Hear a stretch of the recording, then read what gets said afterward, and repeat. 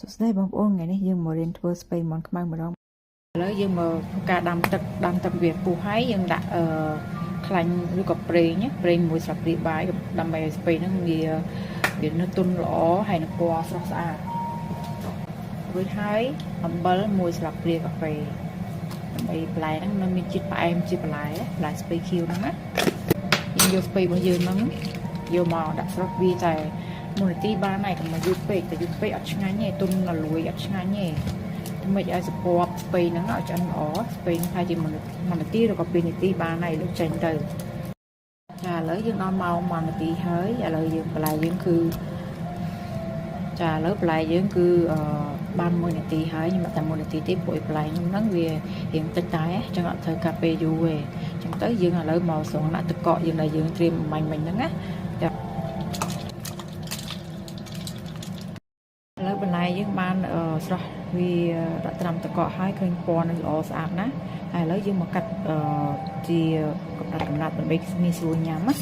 ចាមួយម៉ាត់ល្មមបានហើយកុំឲ្យវិញពេកយើងពិបាកញ៉ាំណា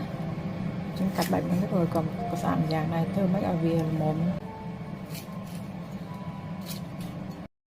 លើមាន់បានបេះសាច់រួចរាល់ហើយអស់ហើយស្ងោរវាឆ្អិនឲ្យផុយទៅរួចហើយបេះវាទូចឬក៏ធំតាមដែលយើងចូលចិត្តណា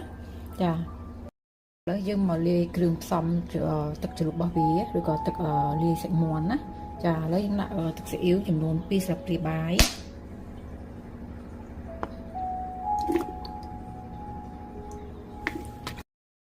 ប្រេងខ្យង1ស្លាបព្រាបាយ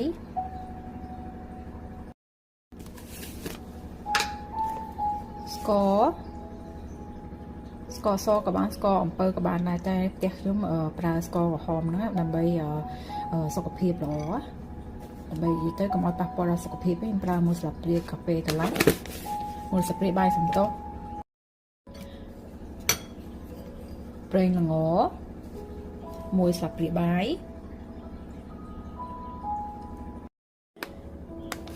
ចាម្សៅស៊ុបមាន់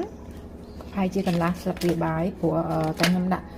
ម្សៅស៊ុបមាន់ហើយខ្ញុំអត់ប្រើប៊ីចេងទេចាអញ្ចឹងយើងដាក់ស៊ុបមាន់ហើយគឺគ្រប់គ្រាន់ហើយមិនដាក់ប៊ីចេងទៀតទេគឺដឹងតែឆ្ងាញ់មានជាតិហ្មងរួចហើយយើងកូរចូលគ្នាមកកូរចូលឲ្យសព្វមកបន្ទាប់ពីកូរចូលគ្នាឲ្យសព្វហើយយើងដាក់ខ្ទឹមបំពងបងប្អូនចូលចិត្តខ្ទឹមបំពងច្រើនបងប្អូនក៏ឲ្យដាក់បានច្រើនដែរចានេះខ្ញុំដាក់1ស្លាបព្រាបាយចាយើងដាក់សសមកតែយើងលាយមិញហ្នឹងចាឲ្យបងប្អូនកុំភ្លេចទុកសោះហ្នឹងប្រហែលជាមួយស្លាបព្រាបាយឬក៏